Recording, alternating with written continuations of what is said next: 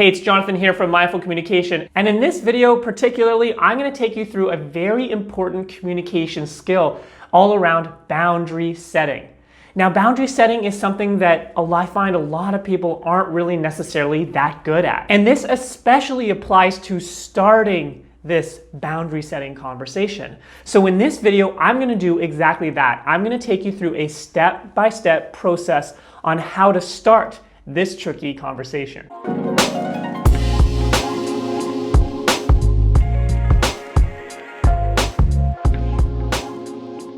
Okay, so let's talk boundary setting. The first step of boundary setting is to make sure that you approach the conversation and you set the intention of the conversation. This is a great communication tip in general. You probably want to do this for most of your conversations, especially in the workplace, but also even just with friends and family and any difficult conversation you're going to have. What setting the intention really does is it makes your intentions really clear to the other person. And that's really important because as human beings, we really care about intentions. And that's because it goes down to our biology. We're really concerned with whether this person is someone we can trust, whether they're gonna do good to us, or maybe they're gonna harm us. And by us revealing our intentions up front for the conversation, we're actually more likely to have a much more productive conversation, especially when it comes to this difficult topic of boundary setting. An example of what it might look like to set an intention for a boundary setting conversation. Hey,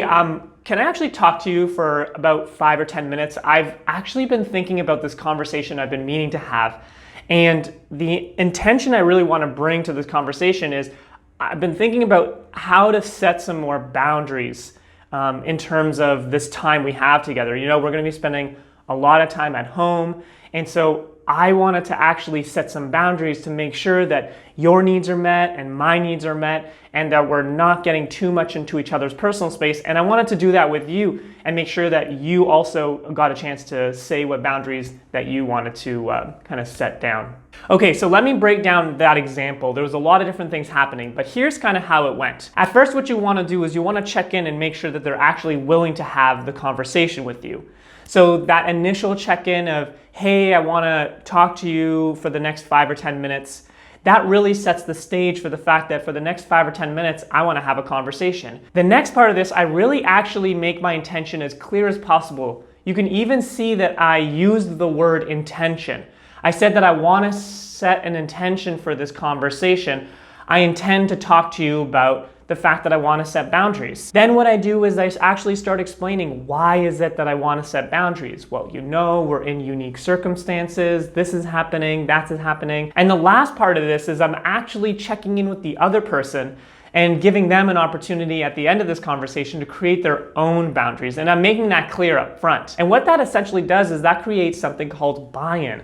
They're bought in to this idea. Then instead of me just telling them what it is that I want, it now becomes a collaborative effort. It becomes almost like a partnership, like we're going in this together, we're coming up with a plan together.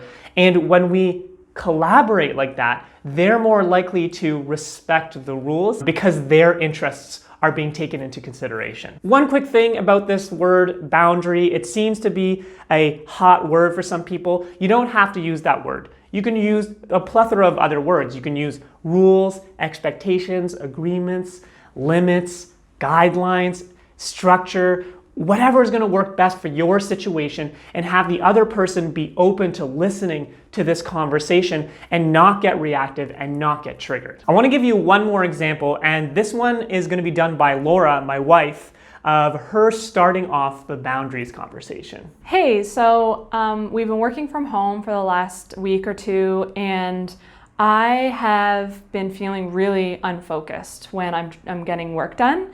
And you know, I was looking online to kind of figure out some tips on how to manage that, and the person I came across was giving some really great advice around setting some guidelines on how to work from home in a full house. And I actually think that all of us could benefit from some of the things that were suggested. Would you be interested in kind of hearing what those are? So let's break down this example that Laura did of how to start off the boundary setting conversation. The first thing she did that was really great was that she really put her intentions up front, just like in my conversation. So she really explained that she was not feeling focused, she was feeling distracted being at home. And when she said that, she also made it about her, that she wasn't looking to blame anyone. She was really taking responsibility that that's how she was feeling about this situation. Another thing she did here was she talked about looking up this online video for some tips. I absolutely love this. This is kind of more in the realm of intention setting. It's just showing that her intentions were pure. They weren't malicious. She is not looking to harm anyone. She's just looking to make the situation more enjoyable for everyone. The next thing she did that was really great was she explained how this benefited the other person. That is a powerful, powerful way to get buy-in into whatever idea you have, is to explain how it's going to benefit them. And then the last thing she did, which was absolutely lovely, is at the end of this statement, she checked in with the other person and actually asked if that is something that they wanted to talk about. What this really does is it relegates more control of the conversation and the direction it heads to the other person. And what that in turn does is it creates less room for defensiveness, less room for reactivity, and creates more partnership, collaboration, and cooperation. It's very similar to what I did, where we're checking in with the other person if they do in fact want to have this conversation. And listen, normally they want to have this conversation, so they're normally going to say yes. And if they say no, then that's a whole other conversation that you're going to have that I'm not going to cover in this video. If you follow that sequence, you're going to have way more success in this boundary setting conversation than you've ever had before, I guarantee it. That's it for today's video. In the next video, I'll actually start to outline the process of the next step in the conversation, how to actually set the boundary. If you enjoyed the video, make sure to subscribe to the channel. Make sure to give it a great big like. You can get way more great communication tips on Instagram, on Facebook, and I've included the links to those in the description below. And you can also check out the Mindful Communication podcast, where I interview thinkers and influencers and experts all around the world of communication, how we relate to one another, and how we communicate with one another. And of course, if you're looking to upgrade your communication skills, make sure to get in touch with me on my website. You'll find the link to that in the description below. That's it for this video. See you next time.